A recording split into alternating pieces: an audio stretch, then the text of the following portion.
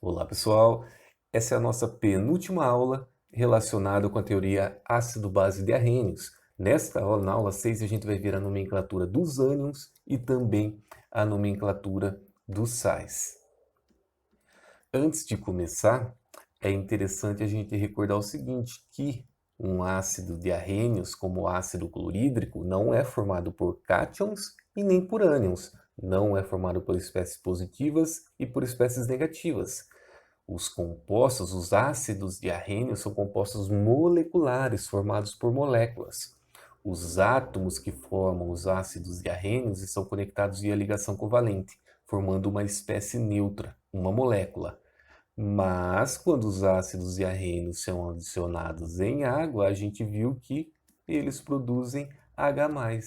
E para cada H+ possível para essa representação, HCl só tem um H, pode gerar no máximo um H+. Para cada H+, uma carga negativa. Assim, os ácidos de Arrhenius, embora sejam espécies neutras, compostos moleculares, ao serem adicionados em água, produzem cátions e ânions. E a gente vai ver o seguinte, para a gente dar nome para esses ânions que são gerados pelos ácidos de Arrhenius, necessariamente a gente vai ter que saber o nome do ácido. Por quê? Porque o nome do ânion a gente deriva do nome do ácido.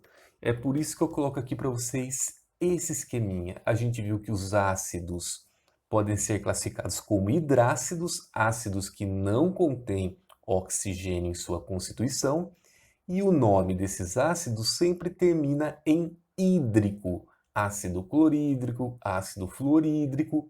A gente vai ver o seguinte, ácido terminado em hídrico vai dar origem a ânions cujo nome a gente vai colocar eto no lugar do hídrico. Ácidos terminados em ico, o ânion vai ter que ser terminado em ato. A gente vai tirar o sufixo, a terminação ico do ácido e adicionar ato. E ácidos terminados em oso, o ânion vai ser terminado em ito. Para recordar esses dois, tem uma frase: teimoso mosquito no bico do pato. Se o ácido é oso, teimoso mosquito, o ânion é ito. Se o ácido é ico, bico do pato, o ânion é ato. Agora eu vou dar exemplo para vocês de cada situação, de cada caso, começando pelos ácidos hídrico. Quais são os ácidos terminados em hídrico que a gente viu?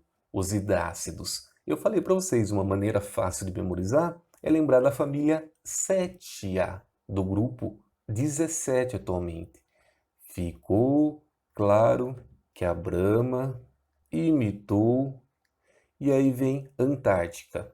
Flúor, cloro, bromo, iodo e astato. O astato a gente não costuma colocar porque ele é um elemento químico muito radioativo. Todos os isótopos, todos os átomos que formam o elemento químico astato são radioativos. Então, é muito pouco comum a gente trabalhar com um ácido formado por astato. Além desses da família 7A, eu falei que tem o H2S e o HCN. Aqui, ó, estão na família 7A, falta um elétron para dar 8, significa que eles fazem uma ligação covalente. Então, basta a gente vir aqui, ó, e colocar um hidrogênio. Prontinho, a gente recordou os principais ácidos que não são formados por oxigênio e são chamados de hidrácidos. E como a gente já viu, o nome dos hidrácidos sempre termina em hídrico. E agora, a gente tem que saber o seguinte, se esses ácidos forem colocados em água, vai gerar H+, e também vai gerar uma espécie negativa. Para cada H+, que é possível de ser gerado, a gente vai atribuir uma carga negativa. Então, vamos imaginar que a gente esteja escrevendo a equação de ionização global. Se é possível liberar um H+, a gente vem aqui e coloca uma carga negativa. Tudo que for diferente de H, a gente vai colocar aqui e de acordo com a quantidade máxima de H que pode ser liberada, a gente vai atribuir cargas negativas. É escrever de forma resumida a equação de ionização global. O Cl vem aqui, um H+, uma carga negativa. Br, mesma coisa, uma carga negativa. O ácido iodídrico, olha lá, só tem um H+ que pode ser liberado, uma carga negativa. Aqui, o H2S, copia tudo que for diferente de H para descobrir o ânion é o S. O número máximo de H+ que pode ser produzido são 2. Então vem aqui 2-. E aqui Cn-. Prontinho. A gente encontrou a fórmula de todos os ânions aqui para os principais hidrácidos que a gente já estudou. Aqui. Em seguida, como é que a gente vai dar o nome? Tem que escrever sempre a palavra ânion, primeiramente, para todos eles. E aí, a parte mais difícil. Para saber o nome completo do ânion, não tem como. A gente tem que saber o nome do ácido. Ácido HF. A gente tem que recordar que é o ácido flúor. E aí a gente colocava hídrico no final. Aqui, ácido cloro. E aí a gente colocava clorídrico. Aqui, bromo mídrico.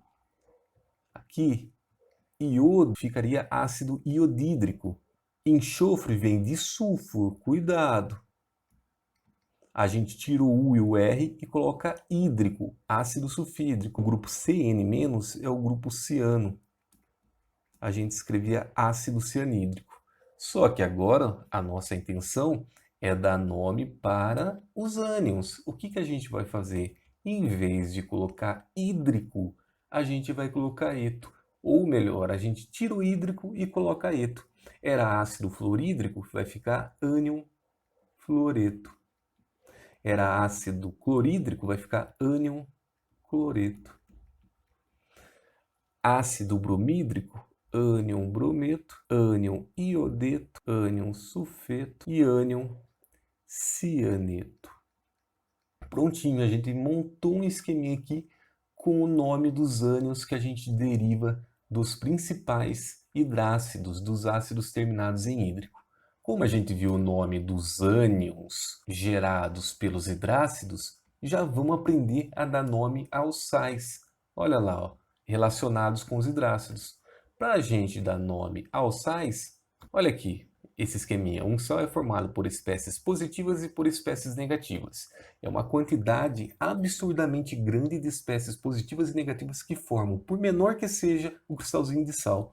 Quando a gente pega um cristalzinho de sal na mão, por menor que ele seja, a quantidade de cátions, espécies positivas, e ânions, espécies negativas que estão ali presentes, é gigantesca.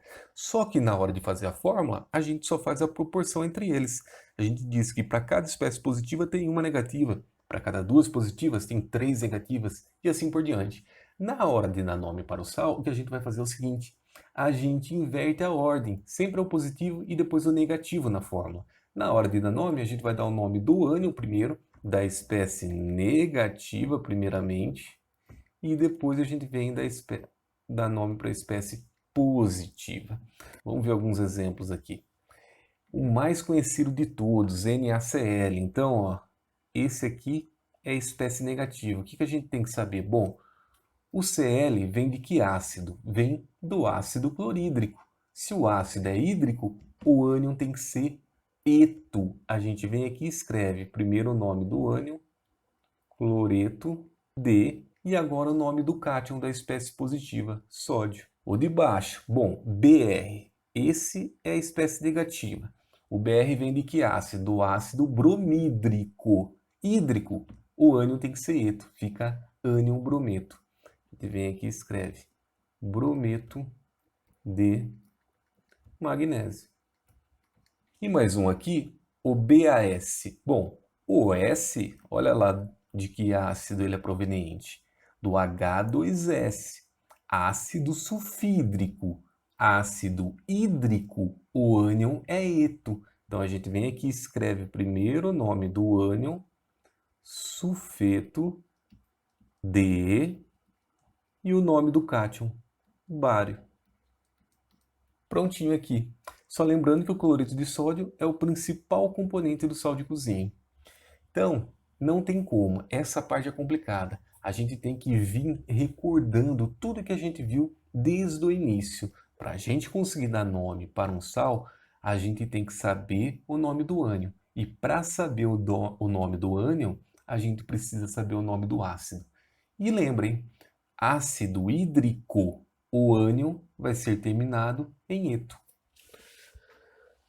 Agora o foco da nossa atenção vai ser nos ácidos, nos oxiácidos, começando pelos oxiácidos terminados em íco. Vamos ver os ânions que eles podem originar em água? Eu vou recordar com vocês quais são os ácidos terminados em íco, os principais oxiácidos terminados em íco. Olha lá, eu passei para vocês o HNO3, o HClO3, o H2CO3, o H2SO4 e o H3PO4. Vamos prever que ânion pode ser gerado por cada um desses ácidos. O que a gente vai ter que fazer é, de forma parcial, representar a equação de ionização global. Lembra quando a gente fez? Quando o ácido nítrico é colocado em água, por essa representação, só tem um H. Então é possível, no máximo, um H+ ser produzido. Assim, tudo que for diferente de H, a gente copia aqui para determinar a fórmula do ânion. Só pode produzir um H+, uma carga negativa. Aqui mesma coisa, tudo que for diferente de H a gente copia aqui. ClO3 pode produzir no máximo um H+, uma carga negativa. Aqui tudo que for diferente de H vai ser a fórmula do ânion, 2H+. Então, a equação de ionização global, a gente teria que escrever CO2-. Aqui é SO4, 2-, e aqui PO4, 3-. Vou circular aqui para destacar. E aí, como é que vai ficar o nome desses ânions? Tem que colocar a palavrinha ânion primeiramente, para todos eles. Ânion. Em seguida, como eu falei para vocês, não tem como. Para saber o nome do ânion, a gente tem que saber o nome dos ácidos. Esses são os oxiácidos terminados em ico, bico do pato. O ânion vai ter que ser terminado em ato. O ácido aqui, HNO3, tem que saber, ácido nítrico. A gente vai tirar o ico e colocar ato. Eu vou fazer isso primeiramente para todos. Aqui o HClO3 é o ácido clórico. Vou tirar o ico, ácido carbônico. Não vou escrever ico, ácido sulfúrico.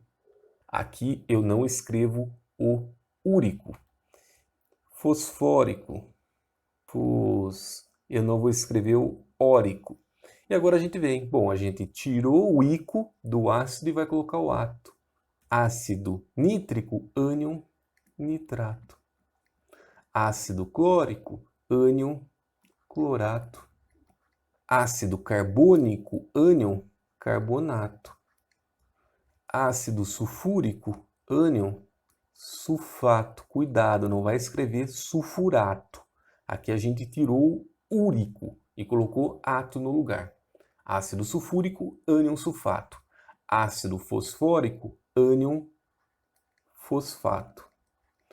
Tira o órico aqui. Não vão escrever ânion fosforato aqui. Ácido fosfórico, ânion fosfato. Prontinho. A gente deduziu o nome de todos os ânions a partir do nome dos ácidos terminados em ico. Vamos ver alguns exemplos agora de nomenclatura? Olha aqui, ó. Segue a mesma regrinha que eu passei anteriormente para vocês. Primeiro a gente vai dar nome para a espécie negativa que aparece aqui e depois a gente dá nome para a espécie positiva, para o cátion. O primeiro, NO3, o que a gente tem que saber? Que o ânion é proveniente de um ácido, é formado quando um ácido é colocado em água. O NO3 é proveniente de que ácido? Olha aqui, ó, do ácido nítrico. Bico do pato. Se o ácido é nítrico, o ânion tem que ser nitrato. Então a gente vem aqui e escreve nitrato de e o nome do cátion. Ali é o sódio. Aqui embaixo, mesma coisa. O NO3 também é a mesma coisa, é o nitrato. D e o nome do cátion. O K, potássio. CaCO3, o ânion é o CO3 Tem que lembrar que o CO3 vem do ácido carbônico, olha aqui no cantinho do lado esquerdo superior. H2CO3, ácido carbônico. Ico, o ânion vai ser ato. Então, ácido carbônico, ânion carbonato. D, e o nome do cátion, cálcio. E por fim, CaSO4. Tem que saber de que ácido veio o SO4. Olha aqui, ácido sulfúrico, bico do pato. Se o ácido é ico, o ânion tem que ser ato. Vai ficar sulfato de cálcio. Coloquei esses dois aqui para recordar vocês. Eles também são conhecidos usualmente como salitre. Lembrando que a pólvora clássica, a pólvora comum, é formada por enxofre, carvão e também por salitre. O salitre pode ser individualmente um desses sais ou pode ser uma mistura desses sais. O carbonato de cálcio é o principal constituinte do calcário e também o principal constituinte do mármore. O mármore é formado a partir do calcário. O calcário a gente costuma chamar de rocha sedimentar. E aí, em determinadas condições de pressão e temperatura, o calcário, essa rocha sedimentar, pode se transformar no mármore. Mas ambos têm como principal componente o carbonato de cálcio. E por curiosidade aqui, o sulfato de cálcio é o principal componente do gesso. Na verdade, o gesso se apresenta na forma hidratada. Então, não é só sulfato de cálcio que constitui o gesso, também existem moléculas de água ali presentes. A quantidade de moléculas de água para cada cátion cálcio e para cada ânion sulfato é variável, mas a gente sabe que uma quantidade que é possível são 2 moléculas de água para cada cátion cálcio e ânion sulfato. Esse seria o gesso que a gente extrai de um minério chamado gipsita, existente na natureza. Embora seja possível fabricá-lo também em laboratório, sintetizar o gesso em laboratório. Mas é muito comum ainda fabricá-lo a partir da gipsita, desse minério. Uma curiosidade é o seguinte: o giz verdadeiro é carbonato de cálcio. Mas, atualmente, o que a gente chama de giz, que a gente utiliza nas lousas, é feito por sulfato de cálcio hidratado, tá? Então, atualmente, a gente fabrica o giz a partir da gipsita. E agora, galerinha, não pode esquecer que os oxiácidos são terminados em ico, mas também tem os oxiácidos terminados em oso. Então, olha lá, eu dei para vocês anteriormente o exemplo do ácido nítrico, HNO3. Lembrem-se que existe esse ácido aqui, ó, HNO2. Esse é o ácido nítrico. Esse aqui tem um oxigênio a menos, então ele vai ser o ácido nitroso. Eu também dei como exemplo anterior de ácido ico, oxiácido terminado em ico, o H2SO4. Mas lembre-se que também existe o H2SO3. Um oxigênio a menos que o ácido sulfúrico vai ser o ácido sulfuroso. Olha lá. Agora começa a ficar bem mais complicado. Eu dei exemplos para vocês do HClO3, o ácido clórico, mas a gente tem que recordar que existe o HClO2, ácido clórico, tem 3 oxigênios. Esse aqui só tem 2, então vai ser o ácido cloroso. E existe esse ácido também, ó, HClO, com 2 oxigênios a menos que o ácido clórico. Esse aqui vai ser o hipocloroso. Também comentei que a gente pode substituir o cloro por bromo e por iodo e a gente consegue gerar uma sequência de ácidos bem similar a essa sequência que a gente gera a partir do ácido clórico. São maneiras que a gente utiliza para memorizar, tá, gente? Em seguida, vamos lá então deduzir a fórmula dos ânions que podem ser produzidos por esses ácidos. Os ânions, tudo que for diferente de H, a gente copia aqui. NO2, SO3, Cl2, ClO. Em seguida, a partir dessas representações, a gente representa o número máximo de H que pode ser convertido em H+. Aqui só tem um H, uma carga negativa. 2H+, duas cargas negativas. Aqui 1H pode ser convertido em H+, uma carga negativa. 1H, uma carga negativa. Prontinho, deduzimos os ânions que podem ser produzidos quando esses ácidos forem adicionados em água. E agora? Escreve ânion para todos eles. E aí tem que lembrar o nome do ácido. Esse é o ácido nitroso. Tira o oso. Esse é o ácido sulfuroso. Tira uroso fora. Aqui, ácido cloroso. E aqui, hipocloroso.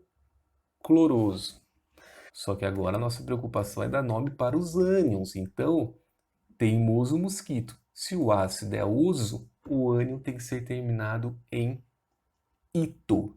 Ânion, ácido nitroso, ânion nitrito. Ácido sulfuroso, ânion sulfito. Ácido cloroso, ânion clorito. Aqui, ácido hipocloroso, ânion hipoclorito.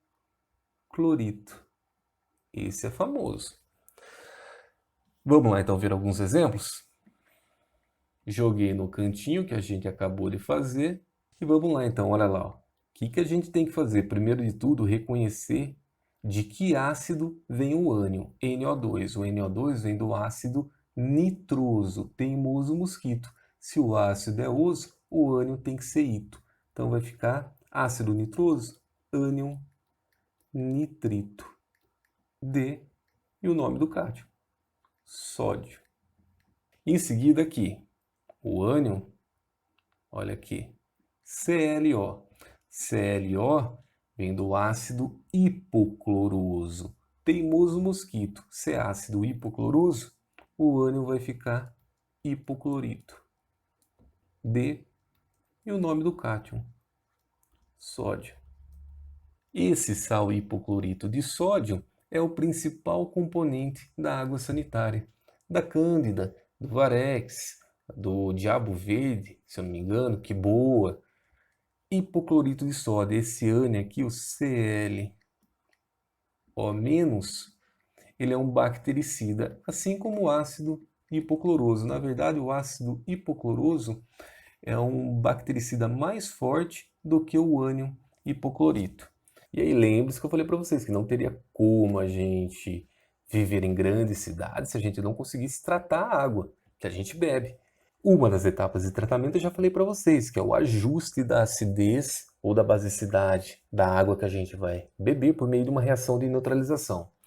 E uma segunda etapa que também está presente no processo de tratamento da água é a adição de gás cloro. Quando a gente adiciona gás cloro na água, numa estação de tratamento, acaba formando o ácido hipocloroso. O ácido hipocloroso pode se dissociar em H+, e também formar o ânion hipoclorito, e ambos, tanto o ácido hipocloroso quanto o ânion hipoclorito, vão agir sobre as bactérias, matando as bactérias. Essa é uma etapa fundamental, importantíssima do processo de tratamento da água. E nessa parte eu preciso falar para vocês que existem os ânions que são constituídos por átomos de hidrogênio. Normalmente são os ácidos, são os diácidos ou triácidos que vão gerar esses ânions que apresentam hidrogênio. Por exemplo, o ácido sulfídrico, o H2S, a gente já viu. Ele dá origem, quando se dissocia completamente, nesse ânion aqui. Para cada H+, que pode ser produzido, uma carga negativa. Como ele produz no máximo 2H+, duas cargas negativas. Ácido sulfídrico, ânion sulfeto. Mas também existe um ânion que é esse daqui, ó, que é o HS. Se 2H+ são produzidos, duas cargas negativas. Como nesse caso só produziu um H+, o outro H ficou ligado com um átomo de enxofre, 1H+, uma carga negativa. Esse ânion aqui vai ser o ânion a gente vai colocar a palavrinha hidrogênio na frente. Em seguida, completar com sulfeto, só que a gente dobra o S. Hidrogênio sulfeto. Prontinho. Uma explicação para a existência desses ânions contendo hidrogênio é aquela reação de neutralização parcial que a gente aprendeu nas aulas anteriores. Lembre-se que nem sempre todos os Hs serão consumidos. Pode acontecer uma reação de neutralização parcial, em que a quantidade de H+ vai ser diferente da quantidade de OH-. Se tiver mais H+ do que OH-, vai sobrar H. E aí pode ocorrer e dar origem aos ânions formados por hidrogênio. Essa é uma explicação. Quando a gente estudar equilíbrio químico, aí a gente vai melhorar essa explicação. Um outro exemplo, olha lá. Vamos colocar um famoso aqui, o H2CO3. Bom, a gente viu que quando todos os H são convertidos em H+, vai gerar o CO3, 2 menos. Esse é o ácido carbônico, o ânion vai ser o carbonato. E aí tem um ânion formado por hidrogênio, que é esse aqui, ó, HCO3. Se produziu 2 H+, duas cargas negativas, mas se produzir somente um H+, e o outro ficar conectado com um dos átomos de oxigênio, vai ficar uma carga negativa somente. Esse aqui vai ser o ânion hidrogênio carbonato, nome comprido. Hidrogênio carbonato é o famoso bicarbonato, também chamado de ânion bicarbonato. Eu vou diminuir aqui para liberar espaço.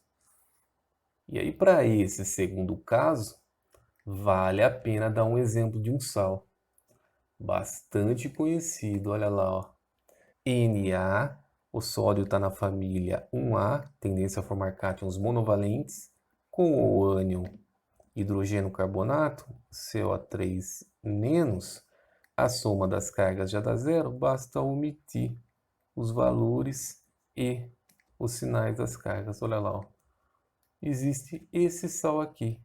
Como é que a gente vai dar nome para ele? É o nome do ânion, vai ser hidrogênio carbonato de sódio ou bicarbonato de sódio.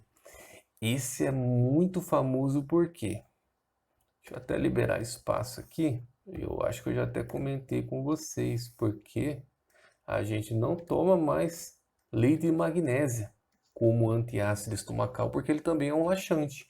A gente acaba tomando o sal de frutas. O sal de frutas é formado por bicarbonato de sódio, ou hidrogênio carbonato de sódio, e também por carbonato de sódio. Então, quando a gente toma o NaHCO3, acontece uma reação com ácido clorídrico. Aí, sempre quando tiver o CO3 na presença de um ácido, esse CO3 acaba sendo convertido em CO2 e água. Os ânions carbonatos, tanto o carbonato quanto o hidrogênio carbonato, eles são instáveis em meio ácido. Eles acabam se transformando em CO2 e água. E aí já vai formar o NaCl. 2 hidrogênios, 2 hidrogênios. A equação química está balanceada. A quantidade de cada tipo de átomo no início é igual à quantidade desses átomos no final. E o sal de frutas também é formado por esse sal. Cátion sódio, CO3, 2-, faz a inversão para fazer o balanceamento. O 1 vem para cá, coloca esse ânion entre parênteses, e o 2 vem para cá. Vai ficar Na2, como é 1, não precisa colocar, nem coloca o parênteses. Existe também esse sal lá presente no N. E aí quando a gente toma, esse sal vai entrar em contato com o ácido clorídrico presente no suco gástrico, vai formar CO2 mais água, mais NaCl. Só que como tem 2 sódio aqui, eu vou ter que duplicar aqui. E se eu duplicar aqui, eu vou estar duplicando o número de átomos de cloro também. Eu vou duplicar aqui também. Prontinho, agora sim, a quantidade de cada tipo de átomo no início é igual no final. Depois a gente vai aprender a fazer esse balanceamento aqui. Eu vou passar algumas regrinhas para vocês. E aí, quando a gente toma o Eno, a gente está tomando água contendo esses sais, o hidrogênio carbonato de sódio e o carbonato de sódio. O hidrogênio carbonato também é conhecido como bicarbonato de sódio. E aí acontece uma reação com o ácido clorídrico. O ácido clorídrico e esses sais serão convertidos em outras substâncias. Como vai acontecer o consumo do ácido clorídrico presente lá no suco gástrico, vai ter uma diminuição da acidez do suco gástrico e assim da acidez do meio, né? Que é responsável por aquela sensação de queimação estomacal no estômago. E mais um exemplo só. Existe o H3PO4, que a gente já viu, que gera o ânion PO4 3-. Olha lá. Esse é o ânion ácido fosfórico, bico do pato. Ânion fosfato. Isso se todos os Hs forem convertidos em H+. 3H+, 3-. Mas pode acontecer o seguinte, e se somente um H for convertido em H+? Vai ficar H2PO4. Só um H+ foi produzido, uma carga negativa. Esse vai ser o ânion de tracinho, a palavrinha hidrogênio fosfato. E pode acontecer o seguinte, e se 2 hidrogênios desses 3 forem convertidos em H+? 2H+, duas cargas negativas, vai ficar o ânion, só tem um hidrogênio, hidrogênio, não precisa colocar mono, fosfato. Prontinho. Não podemos esquecer que a gente conhece cátions com carga variável. A gente viu esses cátions aqui. Cobre pode ser cobre+, mas ele também pode perder duas partículas negativas, transformando no cobre 2+. Existe o ferro 2+, existe o ferro 3+. Passei o níquel para vocês, 2+ e 3+, e o chumbo, Pb, 2+ e pode ser 4+. Nesse caso, o que a gente vai ter que fazer é o seguinte, olha lá, vamos pegar FeNO3, 2 e FeNO3, 3. Olha lá, o NO3 eu sei que vem do HNO3, ácido nítrico. O ácido nítrico vai gerar o NO3-, somente um H. Nítrico, bico do pato, ânion nitrato. Então a gente vem aqui e coloca nitrato de ferro. Complicado, viu, gente? Não é fácil, não. Aqui mesma coisa, nitrato de ferro. Só que tem um problema, são compostos diferentes. Olha a composição. São 2 NO3- para cada Fe. Aqui são 3 NO3- para cada Fe. Assim, os nomes também têm que ser diferentes. Como é que a gente vai fazer? A gente tem que representar a carga entre parênteses em algarismos romanos. Vamos definir a carga de cada um desses átomos de ferro? A gente sabe que o ânion nitrato tem uma carga negativa, não são 2 ânions nitrato aqui? Vai dar NO3- e NO3-. Duas cargas negativas, para que a soma dê zero, aqui tem que ser 2+. Então a gente vem aqui e coloca ferro 2. E aqui são 3 grupos NO3-, vai dar 3 cargas negativas. Para que a soma dê zero, aqui tem que ser 3+. A gente vem aqui e coloca 1, 2, 3. Nitrato de ferro 3. Prontinho, galerinha. Finalizamos essa parte de nomenclatura de ânions e nomenclatura de sais. Essa é uma parte bem complicada quando a gente vê pela primeira vez. É difícil, mas é muito importante vocês se esforçarem para procurar entender. Fazer os exercícios que eu vou deixar para vocês. Porque esses nomes vão aparecer muito frequentemente durante todo o curso de Química ao longo desses 2, 3 anos que vocês vão fazer. Então é bom ter conhecimento das regrinhas, é bom estudar ao menos uma vez e, claro, Durante o nosso curso, vocês vão sempre poder consultar a tabelinha de ânions, a tabelinha de cátions que eu passei para vocês, as regrinhas de como se dá nome para os ácidos, como se dá nome para os ânions e tudo mais. Só que num vestibular, embora atualmente a tendência seja focada mais em raciocínio lógico, a gente não pode se iludir. É interessante vocês, para o vestibular, saberem esses ácidos de cor. As regrinhas tem que saber, porque não pode se enganar. Vestibular é competição. Quanto mais coisas vocês tiverem na mente de vocês, digamos que a pronta entrega, sem ter que pensar demais, mais rápido vocês vão conseguir resolver um exercício. Tempo é extremamente importante na hora de fazer um vestibular. Beleza, galera? Vou deixar uma listinha para vocês resolverem a respeito desse assunto. Bons estudos. Um abraço a todos.